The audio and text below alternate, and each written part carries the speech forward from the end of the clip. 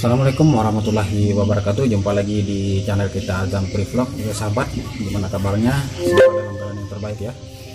Oke, kali ini saya akan coba menjawab satu pertanyaan, bagaimana cara mengupload video setelah monet ya teman-teman.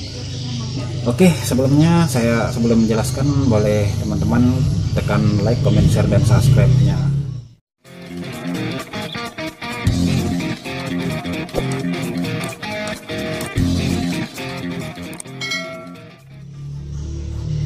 Oke teman-teman, kita lanjutkan kembali cara mengupload setelah monet ya.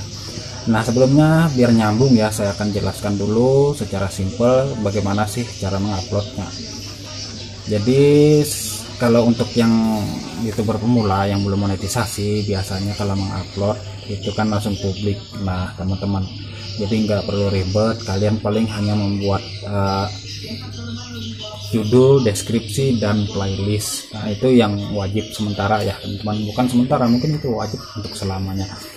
Nah jadi kalau perbedaannya gimana? Perbedaannya gini, saya paham maksud kalian ya. Jadi yang sudah monet ini kan berhubungan dengan iklan ya. Nah berhubungan dengan iklan. Jadi kalau kalian langsung publik, karena kan itu iklannya nggak langsung tampil, jadi harus kalian edit dulu melalui Chrome.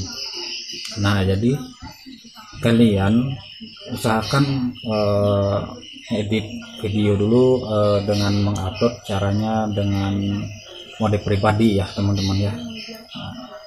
Kenapa kok mode pribadi?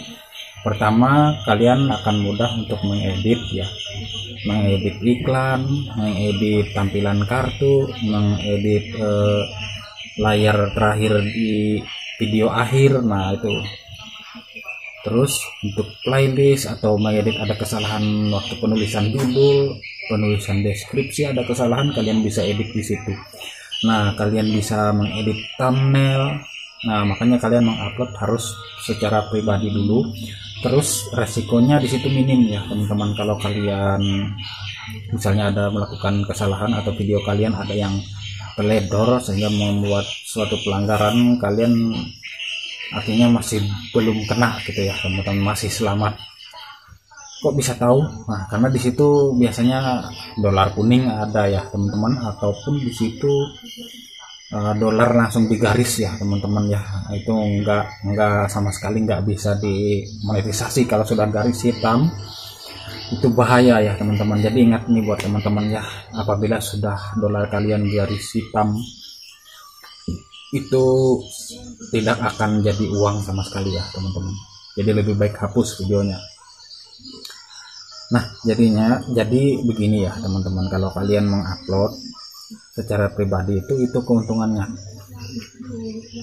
Jadi kalian bisa, misalnya ada teguran seperti itu, kalian kan bisa hapus dulu. Habis itu kalau kalian masih ada duplikatnya atau masih ada di HP videonya, kalian jangan hapus dulu misalnya. Tapi kalau nggak ada duplikatnya sudah dihapus, kalian bisa download dulu. Habis download kalian hapus yang ada di channel kalian, tapi dalam mode pribadi ya teman-teman ya. Nah misalnya ini ada pelanggaran, kalian upload dulu, hapus. Nah kalian edit lagi, edit kira-kira di bagian mana yang kalian kurang pas. Pasti kalian tahu kan, oh ada ini kata-kata ini yang nggak boleh disebut, oh ini kata-kata ini yang jadi pelanggaran. Nah kalian harus teliti di situ ya teman-teman. Atau bisa juga misalnya kena hak cipta itu lagu ya teman-teman ya, lagu misalnya. Nah kalian bisa ganti seperti itu ya teman-teman. Terus misalnya kalian nih yang konten-konten ngedit yang biasanya menggunakan video orang lain, nah itu kan kalau nggak sesuai dengan arahan dari YouTube, kalian itu bisa kena konten berulang. Konten berulang ini kan nggak ketahuan ya teman-teman, dia nggak akan ada tertera bahwa ini konten berulang gitu, nggak ada. Jadi yang ketahuan nanti pada akhir kalian monetisasi gitu. Itu kalau yang belum monet. Tapi kalau sudah monet, kalian lakukan itu pasti kalian kena pelanggaran ya teman-teman. Nah jadi kalian edit dulu, itulah keuntungannya pribadi, mengupload secara pribadi. Nah kalau terlanjur, misalnya mas ini terlanjur saya sudah upload secara publik terus saya bikin pribadi, gimana mas? Jangan, jadi itu akan merusak metadatanya nanti ya teman-teman. Percuma kalian biarkan, nanti nggak akan bagus hasilnya. Jadi kalian harus, saran saya itu tadi, secara pribadi kalian harus teliti, koreksi benar-benar ya, itu melalui aplikasi Chrome loh. Jadi kalian teliti benar-benar, kalian masuk. Nah setelah itu terakhir biasanya kalian memonetisasi ya. Nah di situ kalian ditanya, ada beberapa pertanyaan mungkin sekitar 15-an. Jadi kalau memang nggak ada di situ yang konten kalian yakin nggak ada, kalian bisa klik kirim. Nah akhirnya jadilah konten kalian aman.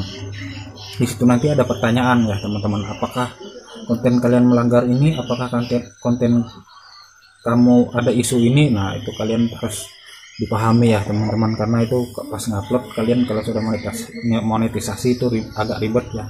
Jadi kalian harus agak teliti sedikit ya teman-teman ya, karena sia-sia buat kalian kalau sudah monetisasi kalian bikin konten sembarangan terus kena hal yang melanggar peraturan, sayang sekali kan.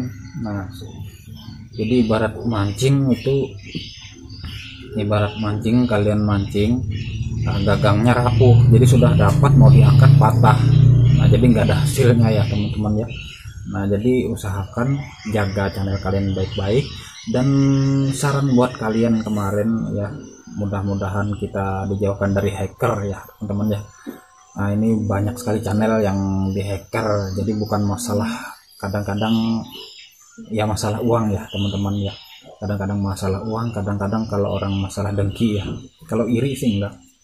Kalau iri mungkin dia bikin ikut bikin, nah itu kalau iri. Kalau dengki ini merusak ya teman-teman, bahaya buat kita ini. Tapi tenang saja teman-teman ya, karena di luar sana masih banyak orang pintar yang bisa membantu kita selama ada cuannya ya teman-teman. Tapi kalau nggak ada cuannya kita diam aja nih, pasrah ya teman-teman ya. Apalagi kalau buat kalian yang sudah punya channel 4-5 dalam satu akun, wah saya nggak tahu lagi itu efeknya gitu, apakah kena semua atau enggak.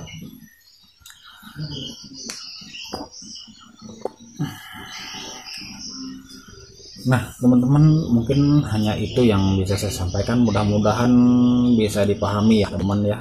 Jadi jangan sampai kalian terlanjur mengupload. Kalau terlanjur mengupload tapi tidak masalah, kalau tidak ada yang melanggar tidak masalah. Yang ditakutkannya itu kalau ada yang melanggar ya. Oke, cukup sampai di sini dulu. Saya akhir kata saya ucapkan assalamualaikum warahmatullahi wabarakatuh.